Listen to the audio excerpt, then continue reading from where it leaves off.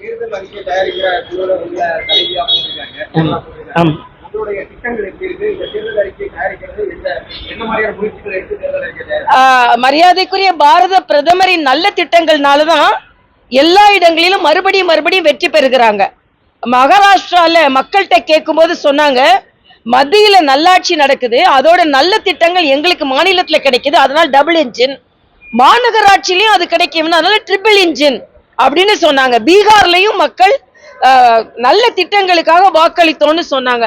ஆக அடிப்படை மக்களின் தேவைகளுக்காக, மக்களின் வளர்ச்சிக்காக, அது கல்வியா இருக்கட்டும், பெண்களின் வளர்ச்சியா இருக்கட்டும், பொதுமக்களின் வளர்ச்சியா இருக்கட்டும், ஆக இது அடித்தட்டு மக்களை முழுவதுமாக மேம்படுத்தும் ஒரு அறிக்கையாக இருக்கும். அதுதான் எங்களோட நடைமுறையாக இருக்கும். ஏன்னா மரியாதைக்குரிய பாரத பிரதமர் வழிகாட்டுதலின் பேரில் எப்பவுமே ஒரு வளர்ச்சியை பற்றி தான் பேசிக் கொண்டிருப்பார்கள். அதனால நிச்சயமாக பாரதிய ஜனதா கட்சி அடித்தட்டு மக்களுக்கான கட்சி, தமிழ் மக்களுக்கான கட்சி.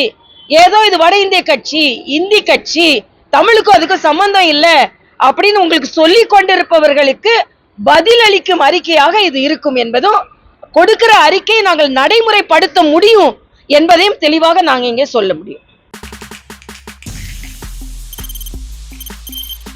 தவிர்க்க முடியாத தம்ப்நெயில்ஸ், கலக்கலான கண்டென்ட்ஸ், சினிமாவும் சீரியஸ் பிரச்சனைகளும், பல வருடங்கள் இடைவெளிக்கு பிறகு இந்த படத்துல ஒரு கலகலப்பும் கைகலப்பும்.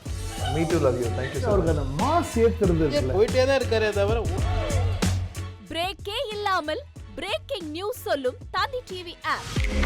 இன்ஸ்டா தலைமுறை வரை இறங்கி அடிக்கும் தந்தி டிவியின் டிஜிட்டல் எக்ஸ்க்ளூசிவ். அது தண்ணிக்குள்ள போகும்போது ஹேங் ஆயிடுச்சு.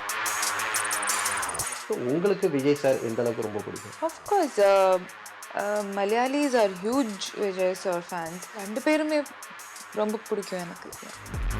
தந்தி டிவி ஆப்பை இலவசமா டவுன்லோட் செய்யுங்க. ஃபாலோ பண்ணுங்க, சப்ஸ்கிரைப் பண்ணுங்க, என்ஜாய் பண்ணுங்க.